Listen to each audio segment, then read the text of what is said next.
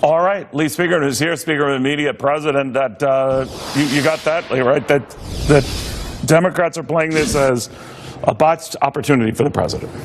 This is part of a negotiation, obviously, and for anybody in the Democratic Party or anybody in the media to portray this as some kind of catastrophe or the end of the road with North Korea is ridiculous, and they're going to have egg on their faces. Is it your sense that these talks can get back on, and how important is it to North Korea and us that they do, or is it? Well, I'll tell you who it's important to is China.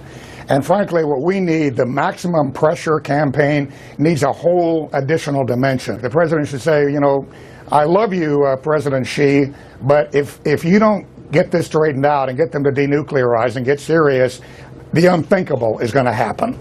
And I would say we're going to slap a 40% on top of the military threat. We're going to slap a 40% tariff on all Chinese exports to the United States until this is resolved.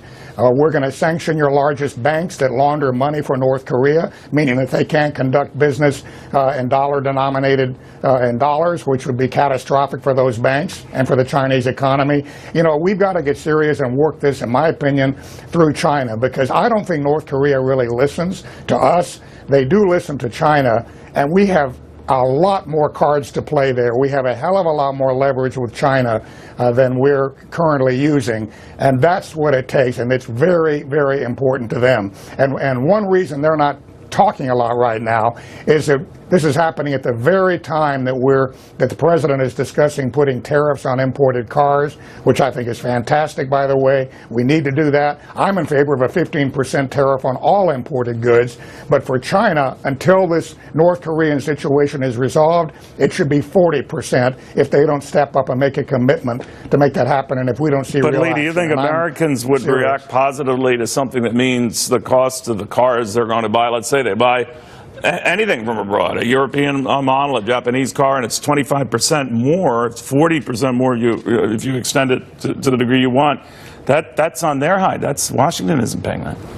Well, you know what? Buy American. And number two, most of these automakers foreign automakers already have a sizable American manufacturing footprint. They need to expand it. They're also going to compress margins and do whatever it takes to minimize the impact of a tariff like that. You know, at the end of World War II, we had a very high tariff. Even after World War II, we lowered it dramatically to help our allies rebuild after the war.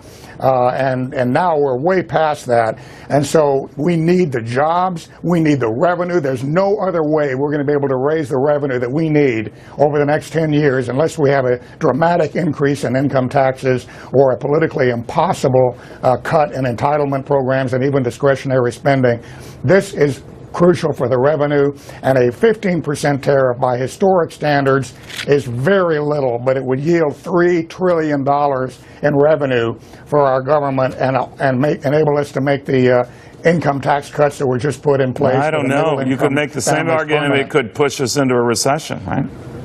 No, you know what, Neil, look at the history. We have never in American history had an economic contraction following a tariff increase. Not after the tariff of abominations when Andrew Jackson came into office. I know it wasn't the only reason with Smoot-Hawley and all presaging the Depression and all that. It was certainly a catalyst. Nothing to do with the Depression. Okay. No, it wasn't. Actually, it was the world trade collapsed because of the Depression, not because of Smoot-Hawley. All right. Thank you, my friend, very much. We disagree on this, but it's always fun having you. Lee Spiekerman.